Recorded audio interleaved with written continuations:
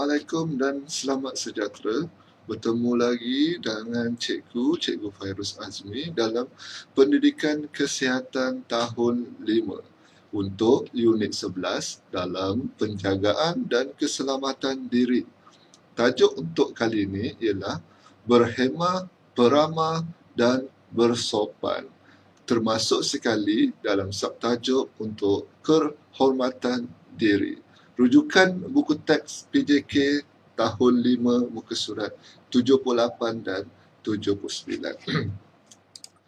Seterusnya, ini yang seperti yang cikgu maklum kepada murid-murid, rujukan untuk murid-murid buku teks muka surat 78 dan 79. Murid-murid boleh buat rujukan melalui buku teks ini. Okey, seterusnya. Untuk standard kandungan, murid-murid akan dapat mengetahui mengenai peraturan tingkah laku dalam aspek seksualiti sebagai lelaki dan perempuan. Yang kedua, murid-murid juga dapat mengaplikasikan kemahiran peraturan tingkah laku dalam kehidupan harian. Yang ketiga, menilai kepentingan menjaga kehormatan anggota seksual diri dan orang lain. 3 dapatan ini akan murid-murid fahami dan nilai sendiri bagaimana hendak dilaksanakan dalam kehidupan seharian. Okey. Seterusnya, untuk yang pertama ialah peraturan tingkah laku dalam pergaulan seharian. Okey. Yang pertama, murid-murid mesti menjaga batas sentuhan semasa berinteraksi. Lagi-lagi dalam suasana pandemik COVID-19, kita lagi kena menjaga batas jarak, kita boleh dapat sentuhan, kita tak boleh sentuh langsung orang lain. Yang kedua, melindungi kehormatan diri dengan tidak mendedahkan organ genital kepada orang lain. Organ genital ni bermaksud ialah organ seksual murid-murid.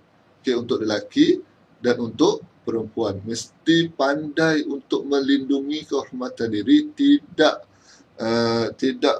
mendedahkan organ genital kepada orang lain.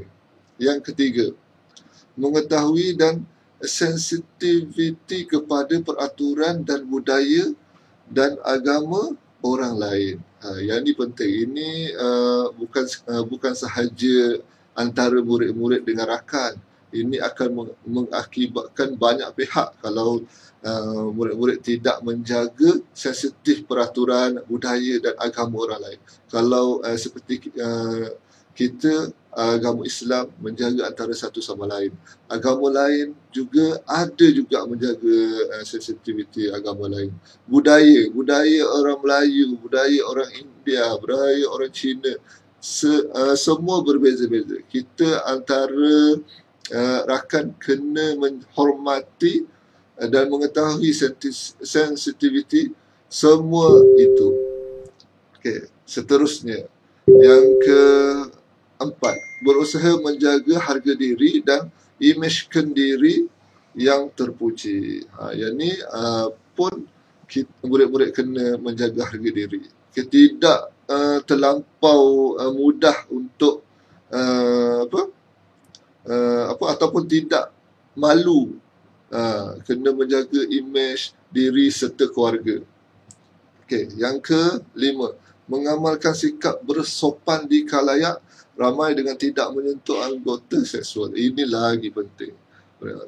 Okey, untuk kita kelihatan sopan, sikap kita berpakaian dengan sopan. Kita tidak mudah untuk mendedahkan mana-mana anggota seksual kita untuk tontonan orang lain. Ini terlalu sensitif dan murid-murid kena jaga tingkah laku murid-murid.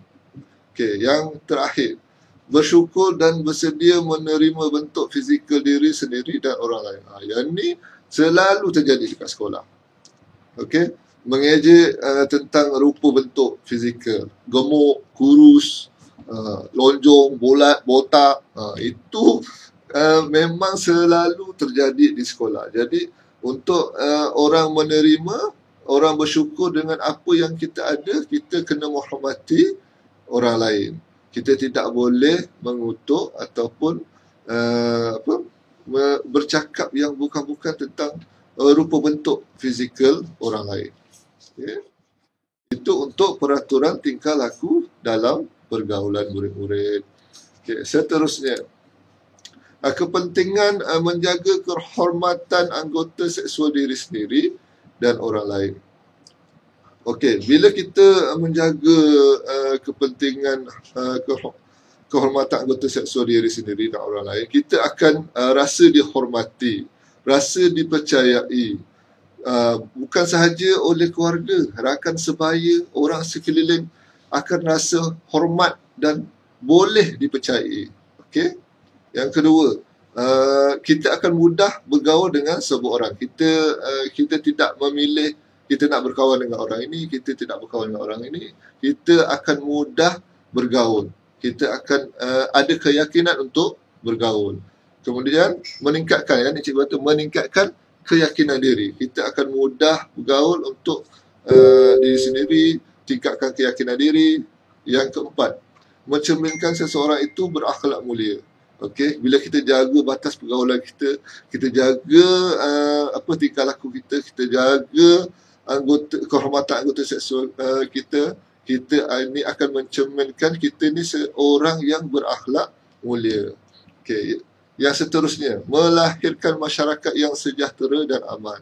Bila kita dah jaga semua itu, masyarakat dia akan melibatkan masyarakat, dan bukan sahaja masyarakat, kita akan melibatkan negara kita, melahirkan masyarakat yang aman dan sejahtera. Kemudian maruah diri dan keluarga kita terpelihara. Kita akan dapat mendidik anak-anak, rakan-rakan, keluarga, ibu bapa, semua terpelihara. Menjadi contoh dan suri teladan kepada rakan sebaya. Yang ini paling penting untuk murid-murid. Bila kita jaga semua tu, rakan-rakan akan merasa selamat dan akan menjadikan kita sebagai contoh. Okey, murid contoh. Okey, itu untuk kepentingan menjaga kehormatan seksual diri sendiri. Itu penting. Okey. Seterusnya, ini ialah latihan dan pengukuhan untuk murid-murid.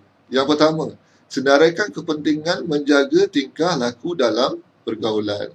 Okey, yang kedua, senaraikan kepentingan menjaga anggota seksual diri sendiri. Untuk murid-murid cikgu, boleh tulis dalam buku, tulis untuk pendidikan kesihatan. Okey. Sekian. Terima kasih. Kita jumpa lagi dalam tajuk cikgu yang lain. Assalamualaikum.